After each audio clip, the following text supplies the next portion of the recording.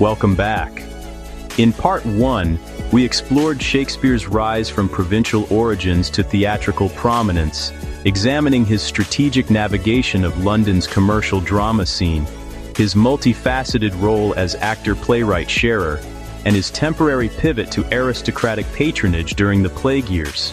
Now, in Part 2, we turn to the mature phase of his career, his mastery of theatrical subgenres, his shrewd investments, and the enduring fusion of art and enterprise that defined his legacy. Shakespeare's fame and commercial viability were built upon his mastery of several distinct theatrical subgenres, each of which evolved in response to shifting audience demands and the technical capabilities of the playhouses. In the early 1590s, Shakespeare established his reputation with his history plays, which depicted the lives of English monarchs from the previous 4 centuries. These plays, particularly the first tetralogy, the Henry VI trilogy and Richard III, provided a unified expression of national identity that resonated with both the court and commoners. Shakespeare's histories were not strictly accurate biographies, but dramatic adaptations that explored the legitimacy of kingship and the chaos of civil war. Recent attribution studies have highlighted that the Henry VI plays were likely collaborative efforts with Christopher Marlowe, suggesting that Shakespeare learned the art of dramatic design by working with established masters of the drum and trumpet style.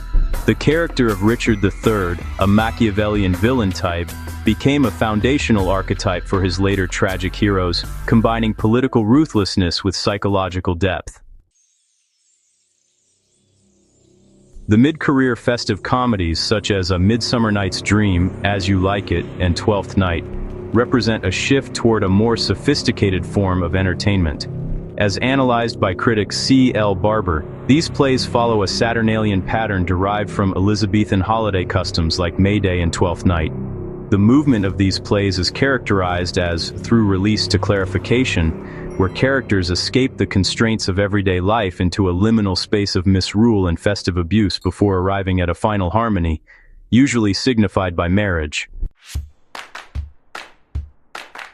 These comedies utilize the physical layout of the Elizabethan stage, with its central yard, heavens and hell, to create a sense of magical transformation and imaginative play. They were highly commercial works that balanced highbrow wit for the gallants with broad clowning for the groundlings, ensuring that the Lord Chamberlain's men remained the most popular company in London.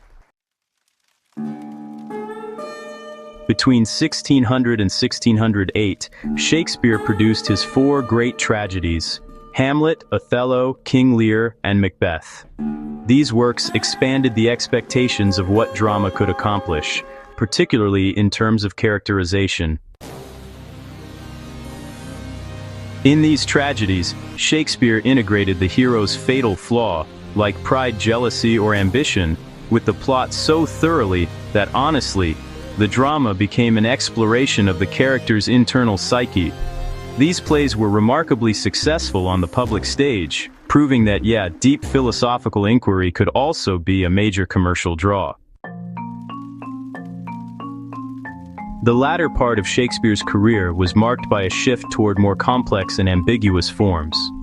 The problem plays, such as Measure for Measure and Troilus and Cressida, feature dark events and cynical social commentary that just do not fit neatly into traditional generic categories. These works reflect the moral and political anxieties of the early Jacobean period under James I. Finally, Shakespeare's so-called romances, or tragicomedies, like The Tempest and The Winter's Tale, really show a return to magical and supernatural elements. These plays often revolve around themes of loss, reunion, and reconciliation, sometimes unfolding over long spans of time. This shift in style was, heavily influenced by the acquisition of the Blackfriars Theatre, an indoor venue that made possible more subtle staging, candlelight effects, and, honestly, some pretty intricate music. The central thesis of Shakespeare's career, if you look closely, is his intention to secure a prosperous life through the theater, rather than chasing after literary fame for its own sake. Unlike his contemporary Ben Jonson, who, carefully prepared his manuscripts for publication to cement his status as an author, Shakespeare seemed pretty indifferent to his plays as printed works. He knew full well that the real financial return was in the playhouse, not the print shop, where stationers and publishers, honestly, took most of the profits. Shakespeare's wealth mainly came from his shares in the acting company and the theater buildings, but he was, you might say, a prudent and risk-averse investor. He aimed to turn his theatrical profits into stable, passive income, primarily through land. Most of his investments were concentrated in his hometown of Stratford, showing a real commitment to providing his family with a steady income, independent of the unpredictable world of public theater. In 1597, Shakespeare purchased New Place, which was one of the largest properties in Stratford, for £120. This really signaled his move into the provincial elite.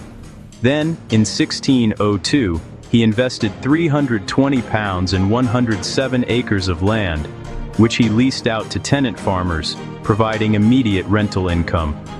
On top of that, in 1605, he paid £440 for a half interest in a lease of local tithes, bringing him an annual interest of £60, a substantial sum that honestly exceeded the yearly earnings of most playwrights. These so-called savvy land investments really do distinguish Shakespeare from the stereotypical image of the starving artist. He was actually better off than the average Joe by quite a considerable margin, using his surplus income to buy his way into the gentry.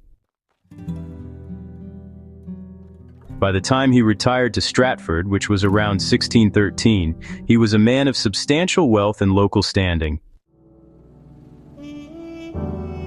In the Elizabethan theatrical system, the acting company actually owned the scripts they performed. Shakespeare's company, the King's Men, exerted control over their property by constantly revising and updating scripts, making them performance-ready and, preventing them from becoming fixed, disposable objects.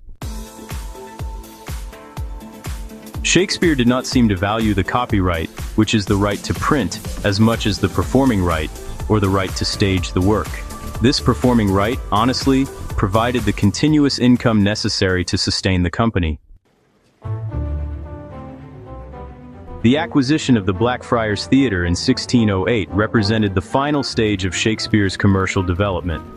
This indoor theater catered to an exclusive, discerning audience willing to pay, 5 to 6 times more for a ticket than at the Globe. This high entrance fee excluded the rabble, allowing the King's Men to nearly double their income from public performances. So, the shift from the open-air amphitheater to the enclosed hall, it really changed the way Shakespeare wrote his final plays.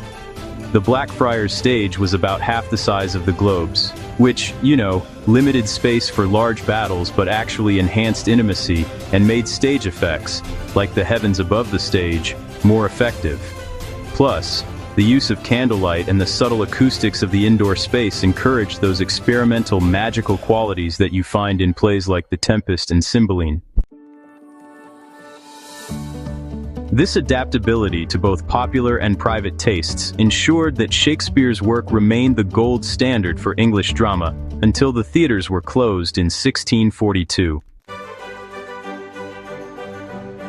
For further insight into the economics of early modern theater, we invite you to explore our other videos on this topic. William Shakespeare's career was a masterclass in professional navigation.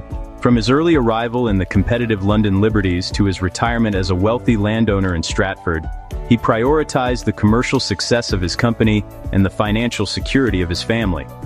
His literary production, while arguably the greatest in the English language, was consistently produced to meet the demands of a repertory system that required new, engaging content to fill seats. His search for patronage during the plague years was a strategic necessity rather than an abandonment of the theater, and his narrative poems were tools for social advancement and capital generation. The diverse subgenres he mastered, from the nationalistic histories to the restorative romances, allowed him to capture the widest possible audience, from the penny stinkards in the yard to King James I himself. Shakespeare's legacy, as preserved in the First Folio, is the result of a career where artistic genius was inextricably linked to economic ambition, demonstrating that the sweet swan of Avon was also one of the most successful commercial architects of the early modern age. If you appreciated this two-part exploration of Shakespeare's dual legacy, please consider subscribing and activating the bell to support our channel and stay informed about future deep dives into literary and cultural history.